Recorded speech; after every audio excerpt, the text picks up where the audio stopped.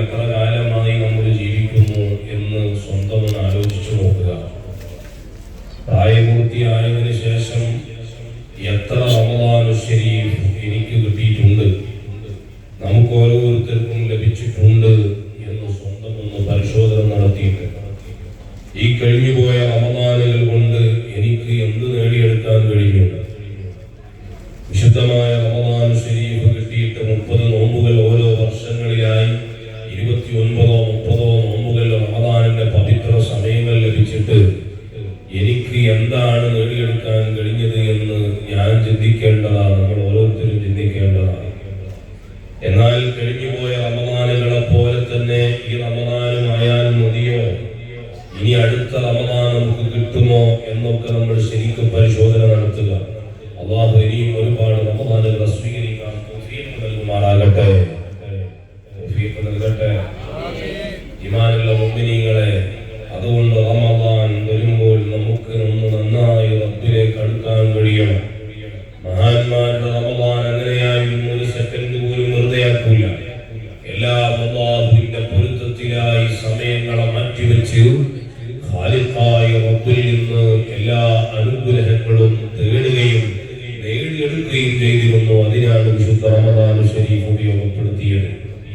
അതുകൊണ്ട് ആ റമദാൻ ശരീഫിന്റെ 3 പത്തുകൾ നമ്മളൊന്ന് നോക്കിയാൽ തന്നെ നമുക്കറിയാം. അവ്വലുഹു റഹ്മ വഔസതുഹു മഗ്ഫിറ വആഖിറുഹു ഇത്ഖുൻ മിനന്നാർ. വിശുദ്ധ റമദാനിന്റെ ഒന്നാമത്തെ 10 ദിവസങ്ങൾ അല്ലാഹുവിൽ നിന്ന് പ്രത്യേകമായ റഹ്മത്ത് നൽകുന്ന 10 ദിവസങ്ങളായിരുന്നു. ആ റഹ്മത്തിന്റെ 10 നമ്മോട് യാത്ര പറഞ്ഞു അനുകൂലമായി സാക്ഷി നിൽക്കുന്ന രൂപത്തിൽ നീ കബൂലാക്കണേ അല്ലാഹ്, നീ സ്വീകരിക്കണേ. മുന്നോട്ട് പോകില്ല. ഞാൻ ഇത്രയും ദൂരെ യാത്ര ചെയ്തിട്ട് നമ്മളെല്ലാവരും കൂടി പങ്കെടുക്കണം മജ്‌ലിസ് വന്നതാണ്. ഞാൻ ഒറ്റയ്ക്കല്ല, നിങ്ങളൊക്കെ എന്റെ കൂടെ ഉണ്ടാവും. അല്ലാഹു നീ കബൂലാക്കണേ അല്ലാഹ്, നീ സ്വീകരിക്കണേ അല്ലാഹ്. ഓരോരുത്തർ ആമീന്റെ ബർക്കത്ത് കൊണ്ടായിരിക്കും ഈ മജ്‌ലിസൊക്കെ കബൂലാകും. അതുകൊണ്ട് ആത്മാർത്ഥമായി നിങ്ങൾ കൂടെ ഉണ്ടാകണം, വൈകിപ്പിക്കില്ല. അല്ലാഹു സ്വീകരിക്കുമാറാകട്ടെ. അല്ലാഹുവിനോട് റഹ്മത്ത് ചോദിച്ച് 10 ദിവസം ആ റഹ്മത്ത് അനുകൂലമായി സാക്ഷി നിൽക്കുന്ന രൂപത്തിൽ ഉൾപ്പെടണം. എന്നാൽ ഇപ്പോഴുള്ളത് മഗ്ഫിറത്തിന്റെ 10 ദിവസങ്ങളിലാണ്. ഈ മഗ്ഫിറത്തിന്റെ 10ൽ പടച്ച റബ്ബിനോട് പാപമോചനം നടത്താനുള്ളതാണ്. അല്ലാഹുവിനോട് ചെയ്തു പോയ പാകപ്പിഴവുകൾ പൊരുത്തപ്പെടിക്കാനുള്ള 10 ദിവസങ്ങളാണ്. അല്ലാഹുവെ സംഭവിച്ചു പോയ രഹസ്യ മനസ്സ് ജീവിതത്തിൽ മുഴുവൻ പോരായ്മകളും നീ ആഫിയത്ത് നൽകണേ അല്ലാഹ്, നീ പൊരുത്തപ്പെട്ടു തരണേ അല്ലാഹ്. മനസ്സറിഞ്ഞ് നമ്മൾ ദുആ ചെയ്യണം. തെറ്റ് ചെയ്യാത്തവരല്ല, കുറ്റങ്ങൾ ചെയ്യാത്തവരല്ല. ജീവിതത്തിലെ സമയങ്ങൾ അല്ലാഹുവിന്റെ പൊരുത്തത്തിലായി മാത്രം ചെലവഴിച്ചു എന്ന് പറയാൻ നമുക്ക് വാദവുമില്ല. നമ്മളൊക്കെ സമയങ്ങളിൽ ഒരുപാട് തെറ്റുകൾ സംഭവിച്ചിട്ടുണ്ട്, ഒരുപാട് പോരായ്മകൾ സംഭവിച്ചിട്ടുണ്ട്. എന്നാൽ എല്ലാം അഫ്വു ചെയ്യാൻ അല്ലാഹു സുബ്ഹാനഹു വ തആല തയ്യാറാണ്. ഇന്നല്ലാഹ ഗഫൂറുർ റഹീം. അല്ലാഹു വലിയ രൂപത്തിൽ അഫ്വു ചെയ്യുന്നവനാണ്, വലിയ കൃപയുള്ളവനാണ്. ആ റബ്ബിനോട് നമ്മൾ ചോദിക്കേണ്ടതുണ്ട്, അധികമായി പൊറുക്കൽ തേടേണ്ടതുണ്ട്. അല്ലാഹുവേ നീ മാപ്പ് തരണേ അല്ലാഹ്, അല്ലാഹു നീ പൊരുത്തപ്പെട്ടു തരണേ അല്ലാഹ്. എന്നാൽ ഓരോ തെറ്റുകളും പടച്ച റബ്ബിന്റെ മുമ്പിൽ ഏറ്റുപറയുമ്പോൾ ഈമാനുള്ള മുഅ്മിനേ നസുഹായ തൗബ എന്ന് പറഞ്ഞാൽ ചെയ്ത തെറ്റുകളിലൊക്കെ പ്രകടനം വേണം. മനസ്സിന്റെ അകത്തലങ്ങളിൽ ഞാൻ ചെയ്തു പോയത് തെറ്റാണ്, എന്നിൽ സംഭവിച്ചത് മോശപ്പെട്ടതാണ് എന്ന ഒരു ഉത്തമ ബോധം വേണം. അതോടൊപ്പം ഒരു പ്രതിജ്ഞ കൂടി വേണം. ഇനി ഞാൻ ആ തെറ്റിലേക്ക് പോകൂല, ഇനി ഞാൻ ആ തിന്മയിലേക്ക് പോകൂല, ഇനി ഞാൻ ആ തെറ്റിലേക്ക് പോകൂല എന്നൊരു പ്രതിജ്ഞ എടുക്കാൻ നമുക്ക് കഴിയണം. അല്ലാഹു തൗഫീഖ് നൽകട്ടെ, അല്ലാഹു തൗഫീഖ് നൽകട്ടെ.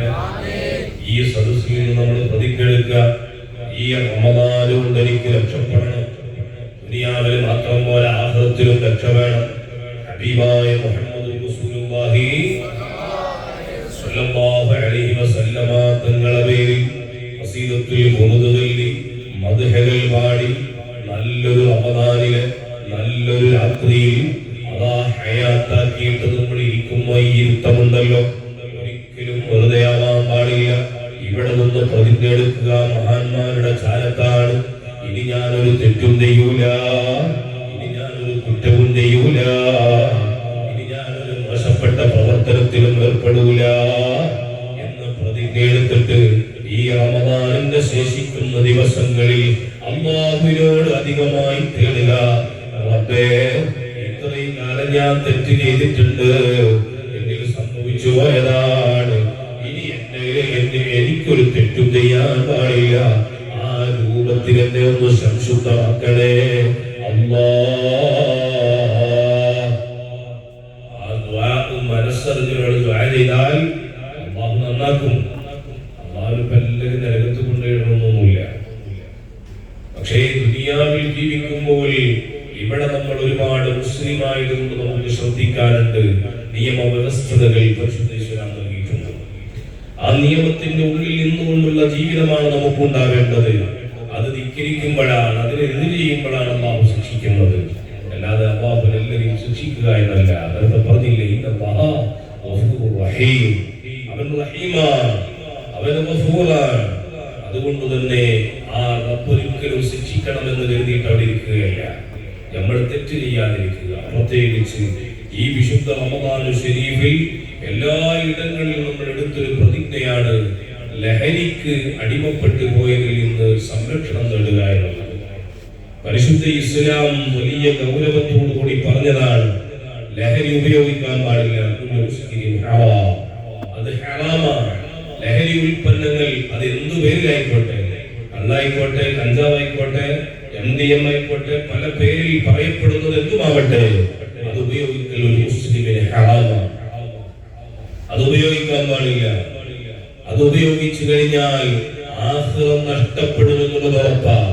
പക്ഷേ അതിനേക്കാൾ വലിയ ഗൗരവത്തോടെ നമ്മൾ മനസ്സിലാക്കേണ്ടത്, ലഹരി ഉപയോഗിക്കുന്ന ഒരാളുടെ ജീവിതവും കുടുംബജീവിതവും അവരുടെ സാമൂഹ്യ ജീവിതവും എല്ലാം താറുമാറായി പോയി നഷ്ടപ്പെട്ടു പോവുകയാണ് ചെയ്തുകൊണ്ടിരിക്കുന്നത്. അല്ലാഹു കാത്തുരക്ഷിക്കുമാറാകട്ടെ. തെളിവുകൾ നിരത്തേണ്ടതില്ല. ഈ 2025 കടന്നതിന് ശേഷം തന്നെ എത്ര വാർത്തകളാ ലഹരി ഉപയോഗിച്ചതിന്റെ പേരിൽ വലിയ പ്രയാസങ്ങൾ സൃഷ്ടിച്ചത്. ലഹരിക്ക് അടിമപ്പെട്ടതിന്റെ പേരിൽ സ്വന്തം ഉമ്മനെ ഉമ്മയാണെന്ന് മനസ്സിലാക്കാൻ കഴിയാത്ത രൂപത്തിൽ, സ്വന്തം ഉപ്പനെ ഉപ്പയാണ് എന്ന് പരിഗണിക്കാൻ കഴിയാത്ത രൂപത്തിൽ, സ്വന്തം സഹോദരനെ ഇതെന്റെ രക്തബന്ധമാണെന്ന് പോലും തിരിച്ചറിയാത്ത രൂപത്തിൽ ലഹരിക്ക് അടിമപ്പെട്ടതിന്റെ പേരിൽ അവർക്കെതിരെ വലിയ രൂപത്തിൽ അക്രമം അഴിച്ചുവിടുകയും ഒരുപക്ഷെ അവരെ ഈ ദുനിയാവിൽ നിന്ന് തന്നെ തുടച്ചു നീക്കുന്ന രൂപത്തിലേക്ക് കൊലപാതകം വരെ നടത്തുന്ന രൂപത്തിൽ ഈ ലഹരി ഒരു മനുഷ്യരെത്തിച്ചിട്ടുണ്ട് എങ്കിൽ, ഈമാനുള്ള രക്ഷിതാക്കളെ, എന്റെ പ്രിയമുള്ള ചെറുപ്പക്കാരെ, എന്റെ സഹോദരന്മാരെ, നമ്മൾ കരുതിയിരിക്കേണ്ടതുണ്ട്. ലഹരി ഉപയോഗിക്കുന്നതിലൂടെ നഷ്ടപ്പെടുന്നത് ആർക്കാ? ലഹരി ഉപയോഗിക്കുന്നവർക്ക് മാത്രമല്ല, ലഹരി ഉപയോഗിക്കുന്ന ആളുകളുമായി ചേർന്ന് നിൽക്കുന്നവർക്കും അവരെ വീട്ടിൽ കഴിയുന്ന വാർദ്ധക്യമുള്ള രക്ഷിതാക്കൾക്ക് പോലും സമാധാനത്തോടെ കിടന്നുറങ്ങാൻ പറ്റാത്ത രീതിയിലേക്ക് നാടുകളും കുടുംബങ്ങളും മാറിയിട്ടുണ്ട് എന്ന വേദനയുള്ള വാർത്ത കേൾക്കുമ്പോൾ, എന്റെ ഈമാനുള്ള മുഅ്മിനീങ്ങളെ, എന്റെ ഈമാനുള്ള ചെറുപ്പക്കാരെ, നമ്മൾ കരുതിയിരിക്കുക. നമ്മുടെ കൂട്ടുകാർ ലഹരിക്ക് അടിമപ്പെട്ടിട്ടുണ്ടെങ്കിൽ അവരെ അതിൽ നിന്ന് പിന്തിരിപ്പിക്കൽ നമ്മുടെ ഉത്തരവാദിത്തമാണ്. ഈമാനുള്ള മുഅ്മിനീങ്ങളെ, നമ്മൾ ശ്രദ്ധിക്കേണ്ടതുണ്ട്. ലഹരി ഉപയോഗിക്കുന്ന ഒരാളുടെ ലഹരി ഉപയോഗം കൊണ്ട് നാടിന് മുസീബത്താ, കുടുംബത്തിന് മുസീബത്താ, എല്ലായിടത്തും വിഷമങ്ങളാ. അതുകൊണ്ട് ലഹരി ഉപയോഗിക്കുന്നയാളെ തിരിച്ചറിഞ്ഞ് അവരെ ചേർത്ത് പിടിച്ച് അതിൽ നിന്ന് മാറ്റിയെടുക്കൽ ഓരോ മുസ്ലിമിന്റെയും ഓരോ മനുഷ്യരുടെയും മാനുഷികമായ ഉത്തരവാദിത്വമാണെന്ന് മനസ്സിലാക്കുക. അതിന് നിയമങ്ങൾ വരട്ടെ എന്ന് കാത്തിരിക്കേണ്ട ആവശ്യമില്ല. എന്റെ കുടുംബത്തിൽ ലഹരി ഉപയോഗിക്കുന്നവരെ മാറ്റാൻ എന്റെ കുടുംബത്തിലുള്ള നമ്മൾ തീരുമാനിച്ചാൽ മതി. എന്റെ നാട്ടിൽ ലഹരി ഉപയോഗിക്കുന്നവരെ തിരുത്താൻ നാട്ടുകാരൊരുങ്ങിയാൽ മതി.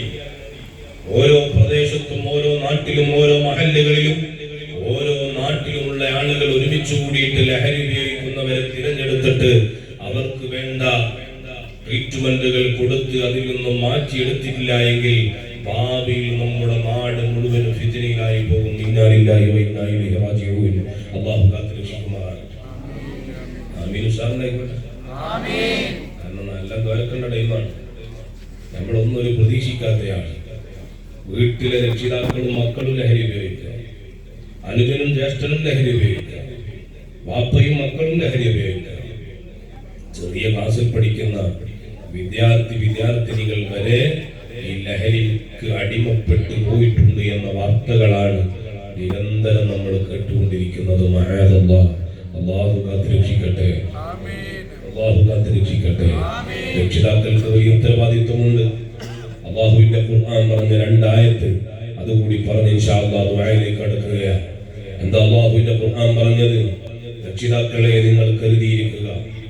എന്തേ കാരണം? അല്ലാഹുവിന്റെ ഖുർആൻ പറയാ അൽ മാലു വൽ ബനൂന സീനത്തുൽ ഹയാത്തി ദുനിയ. വെള്ളിയാഴ്ച നമ്മുടെ ഖുർആനിലെ സൂറത്ത് അൽ കഹ്ഫിൽ പറയുന്നു മക്കളും സമ്പത്തൊക്കെ നിങ്ങൾക്ക് വലിയ ഭംഗിയാണ്. അല്ലാഹുവിന്റെ ഖുർആൻ പറഞ്ഞു, അതേ ഖുർആൻ എന്ന് പറയുന്നുണ്ട് ഇന്നമാ അംവാലുക്കും വ ഔലാദുക്കും ഫിത്ന. മക്കളും സമ്പത്തൊക്കെ ഫിത്നയിലായി പോകും. മഅദല്ലാഹ്. അല്ലാഹു കാത്തുരക്ഷിക്കുമാറാകട്ടെ. അല്ലാഹു കാത്തുരക്ഷിക്കട്ടെ. അല്ലാഹു കാത്തുരക്ഷിക്കട്ടെ. ഇത് രണ്ടും പറഞ്ഞത് ഒരേ ഖുർആനാണ്. ഒന്ന് പറഞ്ഞത് സമ്പത്തും മക്കളും ഫിത്നയാണ്, മറ്റത് പറഞ്ഞത് സമ്പത്തും മക്കളും നിങ്ങൾക്ക് സീനത്താ. സെലക്ട് ചെയ്യുന്ന ഉത്തരവാദിത്ത രക്ഷിതാക്കൾക്ക്. എന്റെ കുട്ടി സീനത്താവണോ, ഭംഗിയാവണോ, എന്റെ കുട്ടി മോശപ്പെട്ട് ലഹരിക്ക് അടിമപ്പെട്ട് സോഷ്യൽ മീഡിയക്ക് അടിമപ്പെട്ട് മോശപ്പെട്ട രൂപത്തിൽ വളരണോ തീരുമാനിക്കേണ്ട ഉത്തരവാദിത്വ രക്ഷിതാക്കൾക്ക്. വലിയൊരു ബാധ്യതയാണ് രക്ഷിതാക്കൾ എന്ന് പറഞ്ഞാൽ. അതുകൊണ്ട് തന്നെ രക്ഷിതാക്കൾ കരുതിയിരിക്കുക. മക്കളെ കൊണ്ട് ദുനിയാവിലും ആഖിറത്തിലും രക്ഷപ്പെടണം. റബ്ബനാ ഹബ് ലനാ മിൻ അസ്വാജിനാ വദുർരിയാതിനാ ഖുർറത അഅ്യുനിൻ വജഅൽനാ ലിൽമുത്തഖീന ഇമാമാ. അതിനുവേണ്ടി ദുആ ചെയ്യാനാ പറഞ്ഞത്. മുത്തഖീങ്ങൾക്ക് ഇമാമാകുന്ന രൂപത്തിൽ നമ്മുടെ കുടുംബ സാഹചര്യം വളരണം, നമ്മുടെ മക്കൾ വളരണം, നമ്മുടെ കുടുംബ സാഹചര്യമാവണം. അല്ലാഹു തൗഫീഖ് നൽകുമാറാകട്ടെ. അതുകൊണ്ട് എന്റെ രക്ഷിതാക്കളെ, എന്റെ പ്രിയമുള്ള മുഅ്മിനീങ്ങളെ, എന്നെ കേൾക്കുന്ന ഉമ്മമാരെ, നമ്മുടെ വീട്ടിൽ ലഹരി ഉപയോഗിക്കുന്ന ഒരാളുണ്ടാവാൻ പാടില്ല.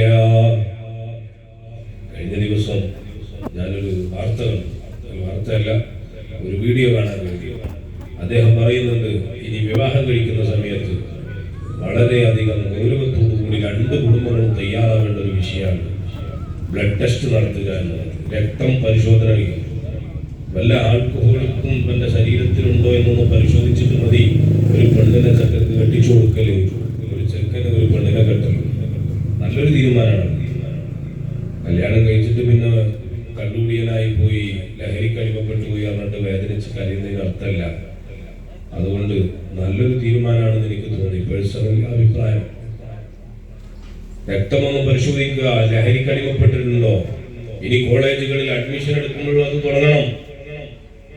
ബ്ലഡ് ടെസ്റ്റ് എന്ന് പറഞ്ഞിട്ട് പ്രത്യേകമായി TCയും എല്ലാ പേപ്പറുകളും ശരിയാക്കുന്ന കൂടെ ലഹരിക്ക് അടിമപ്പെട്ട ആളാണോ എന്ന് പരിശോധിക്കുന്ന ഒരു നിയന്ത്രണം നമ്മുടെ നാട്ടിൽ വന്നാലേ ഇനി ക്യാമ്പസുകളിൽ രക്ഷപ്പെടാൻ കഴിയുകയുള്ളൂ. ഭൗതിക സ്ഥാപനങ്ങളിലും എല്ലായിടത്തും വലിയ രൂപത്തിൽ മാറ്റമുണ്ടാക്കാൻ കഴിയുകയുള്ളൂ. അല്ലാഹു നമുക്കതിന് തൗഫീഖ് നൽകുമാറാകട്ടെ. ആരും ആമീൻ പറഞ്ഞില്ല. അല്ലാഹു തൗഫീഖ് നൽകട്ടെ. അതിന് ഓരോ മഹല്ലും ഓരോ നാടും തയ്യാറാവുക ഇൻഷാ അല്ലാഹ്. അല്ലാഹു നമ്മുടെ മജ്‌ലിസ് കബൂലാക്കട്ടെ. ശ്രദ്ധിക്കണമെന്ന് ഈ വൈകിയ വേളയിൽ ഉണർത്തിയിട്ട് അല്ലാഹുവിന്റെ ഹബീബ് മുഹമ്മദ് റസൂലുള്ളാഹി സ്വല്ലല്ലാഹു അലൈഹി വസല്ലം തങ്ങളുടെ പേരിൽ ധാരാളം സ്വലാത്ത് ചൊല്ലുന്നവരാവണം. എത്ര സ്വലാത്ത് ഒരു ദിവസം ചൊല്ലാൻ പറ്റും അത്രയും ചൊല്ലണം. സ്വലാത്ത് മുറുകെ പിടിച്ചാൽ, മുത്തുനബി സ്വല്ലല്ലാഹു അലൈഹി വസല്ലം തങ്ങളെ മുറുകെ പിടിച്ചാൽ അത് ദുനിയാവിലും ആഖിറത്തിലും വലിയ രക്ഷയാണ്. ദുനിയാവിലും വലിയ രക്ഷയാണ്, ആഖിറത്തിലും രക്ഷയാണ്. അതുകൊണ്ട് ഹബീബായ മുഹമ്മദ് റസൂലുള്ളാഹി സ്വല്ലല്ലാഹു അലൈഹി വസല്ലം തങ്ങളെ യഥാർത്ഥ മഹബ്ബത്ത് വെക്കുന്ന ആശിഖീങ്ങളാവണം. ആ രൂപത്തിൽ നമ്മുടെ ജീവിതത്തിൽ പറ്റിയ ഏറ്റവും നല്ല വഴിയാണ് അസ്സലാത്തു അലൻ നബി സയ്യിദിനാ മുഹമ്മദിൻ വലാ സയ്യിദിനാ മുഹമ്മദിൻ വലാ സയ്യിദിനാ മുഹമ്മദിൻ സല്ലല്ലാഹു അലൈഹി വസല്ലം തങ്ങളുടെ പേരിലുള്ള സ്വലാത്ത് അതൊരു ദിവസം 1000 സ്വലാത്ത് ചൊല്ലാൻ തീരുമാനിക്കുക. 1000 സ്വലാത്ത് ചൊല്ലാൻ അധികം സമയം വേണ്ട. ആ സ്വലാത്ത് 1000 ചൊല്ലിയിട്ടേ ഉറങ്ങൂ എന്ന് പ്രതിജ്ഞ എടുത്താൽ ആർക്കും അതിന് കഴിയുന്നതാണ്. മഹാന്മാരെല്ലാം തങ്ങൾക്ക് സമർപ്പിച്ചവരാണ്. അതുപോലെ നമുക്കും സമർപ്പിക്കാൻ കഴിയണം. അല്ലാഹു അനുഗ്രഹിക്കട്ടെ. എല്ലാവരും ഏറ്റെടുത്തേക്ക് ഇൻഷാ അല്ലാഹ് നമുക്ക് ദുആ ചെയ്യാം. അല്ലാഹു നമ്മുടെ മജ്ലിസ് കബൂലാക്കട്ടെ. അല്ലാഹു കബൂലാക്കട്ടെ. എല്ലാവരും ചെറുപ്പക്കാരും കുട്ടികളൊക്കെ അടുത്ത് പോയി. അൽഹംദുലില്ലാഹ് പരിശുദ്ധ റമദാനിലെ പവിത്രമായ രാവിലെ അല്ലാഹുവിലേക്ക്